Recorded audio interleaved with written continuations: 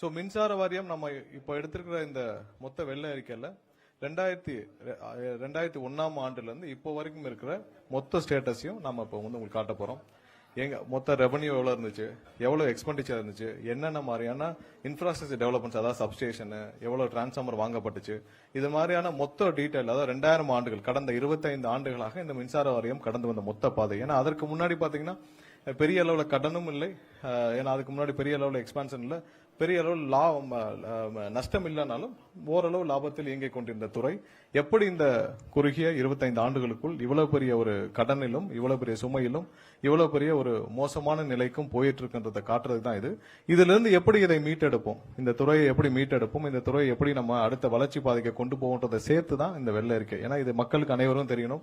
எல்லாம் பொதுவா சொல்லிட்டு வராங்க, நாங்கெல்லாம் அப்படி பண்ணோம், இப்படி பண்ணோம், இத்தனை அனௌன்ஸ்மெண்ட் பண்ணோம், அப்படி இல்லை. என்ன நடந்துச்சுன்றத வெள்ளை அறிக்கையாக வித் டேட்டா நம்ம கொடுத்துருவோம். இதுல இருந்து நம்ம எப்படி கொண்டு போறோன்றதையும் நம்ம